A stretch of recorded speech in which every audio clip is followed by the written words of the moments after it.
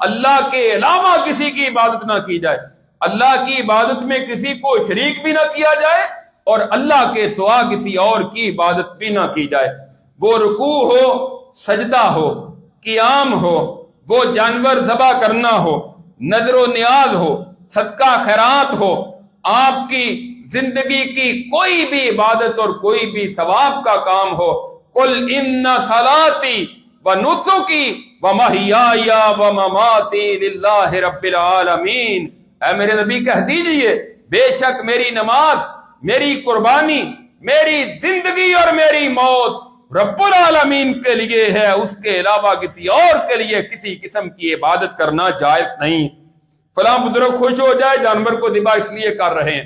دیکھ فلاں مزار آستانے پر لے جا رہے ہیں، وہ خوش ہوں گے، ہمیں اللہ کے قریب کر دیں گے۔ یہ اللہ کی عبادت میں دوسروں کو شریک کرنے کے مترادف ہے اور یہ شرک ہے، یہ اللہ رب العزت پر ایمان کے منافی اور اس کے خلاف ہے۔ جو کہتا ہے کہ میرا اللہ پر ایمان ہے پھر اللہ کے علاوہ وہ کسی اور کی عبادت نہیں کرتا، اللہ کے ساتھ بھی کسی اور کی عبادت نہیں کرتا، صرف ایک اللہ کی عبادت کرتا ہے۔ وَلَقَدْ بَعَثْنَا فِي كُلِّ أُمَّةٍ رَسُولًا أَنِ اعْبُدُوا اللَّهَ وَاجْتَنِبُوا الطَّاغُوتَ، ہم نے، اللہ فرماتے ہیں، ہر امت میں رسول بھیجا، انہوں نے یہی پیغام دیا، ایک اللہ کی عبادت کرو اور طاغوت کی عبادت سے بچ جاؤ۔ ہر وہ شخص، ادارہ، فرد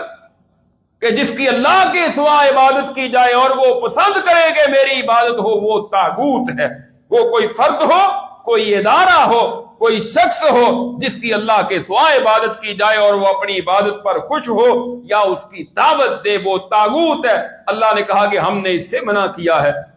اور ہر نبی نے اپنی قوم کو بھی یہی دعوت دی، یا قوم اعبدوا اللہ ما لکم من الہ غیرہ، اے میری قوم ایک اللہ کی عبادت کرو، اللہ کے ساتھ کسی اور کی عبادت نہ کرو یا اللہ کے سوا کسی اور کی عبادت نہ کرو۔